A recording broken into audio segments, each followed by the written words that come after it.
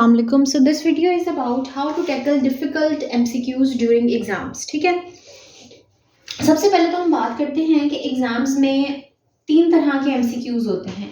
एक होते हैं जो बहुत ही इजी होते हैं, जो बिल्कुल आप फर्स्ट गो में कर लेते हो. ठीक है, फिर होते हैं जो इंटरमीडिएट लेवल के होते हैं, जिसको आप थोड़ा बहुत सोच कर रीजनिंग लॉजिक से जो है वो आप उसको करेक्ट आंसर तक पहुंच जाते हो. ठीक है, सेकेंड गो में ये आप कर लेते हो. अब तीसरे MCQs रह जाते हैं जो बहुत ही डिफिकल्ट MCQs हैं और जिनके बारे में आपको पहली दफ़ा पढ़कर कोई क्लू नहीं मिल रहा, आपको कुछ समझ नहीं आ रही है और कुछ नहीं आपको पता चल रहा. ठीक है, सो अब इनको किस तरह से आपने टैकल करना है. सबसे पहली चीज़ तो ये है कि आपने इस MCQs को 2 to 3 टाइम्स रीड करना है. ठीक है, इसकी स्टेटमेंट को बार बार पढ़ना है, इसके ऑप्शंस को बार बार पढ़ना है. ठीक है, अब इस आपको पहली दफ़ा पढ़ने में ऐसे ही लगेगा कि शायद आपको इसके बारे में कोई क्लू नहीं है, लेकिन जब आप 2 से 3 दफ़ा एक ही MCQs को बार बार पढ़ेंगे तो आपको पता चलेगा कि इसमें से 50% चीज़ें जो हैं उससे आप फेमिलियर हो, 30% चीज़ें आपको ब्रेनस्टॉर्मिंग करने के ऊपर समझ आ जाएंगी और पीछे रह जाएंगी 20% जिसका आपको नहीं पता. ठीक है, MCQ सॉल्व करने में सबसे इम्पॉर्टेंट हमारे पास एक मेथड है, इसको हम कहते हैं एलिमिनेशन मेथड. ठीक है,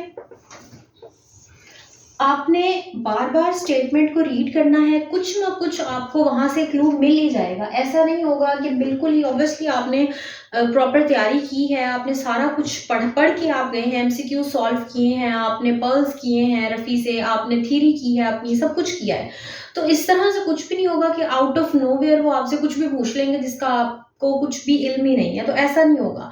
शुरू में ज़रूर ऐसा लगेगा, लेकिन जब आप 2-3 दफ़ा उसकी स्टेटमेंट को, ऑप्शंस को पढ़ेंगे तो आपको ऐसा लगना शुरू हो जाएगा कि this is something I am familiar. ठीक है, सो अब एलिमिनेशन मेथड आपने अप्लाई करना है. उसके ऊपर 4 ऑप्शंस जो है ना, उसमें से आपने करेक्ट वन के ऊपर नहीं जाना. आपने कहना है कि रॉन्ग इसमें से कौन सा आंसर है, जो कि बिल्कुल हो ही नहीं सकता.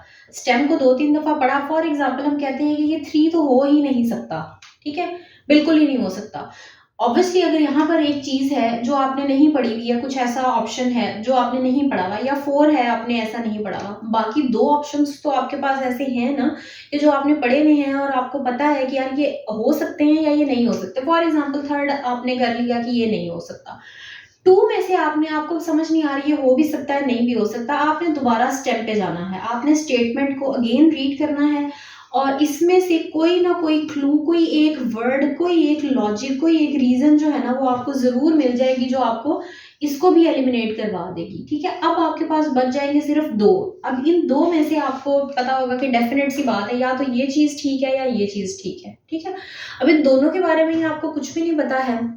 सो इसका जो एक I am not recommending it कि आप सारे MCQs पे ऐसे करें, बट ये तो छोटी सी ट्रिक है कि आप कर सकते हैं कि जो MCQs आप ऑलरेडी सॉल्व कर चुके हैं ना, जितने आपने फॉर एग्जांपल 100 में से आपने 70 MCQs सॉल्व किए हैं, उसमें से आपने मोस्ट ऑप्शन क्या लगाया था, A लगाया था, A टिक किया था या D टिक किया था.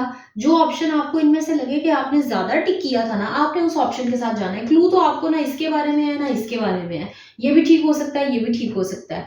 अगर तो आपको लग रहा है कि अच्छा नहीं ये सारे गलत है, ये वाला ठीक है, तो फिर वो इंटरमीडिएट है. ठीक है, फिर वो डिफिकल्टी वाले लेवल पे नहीं आता.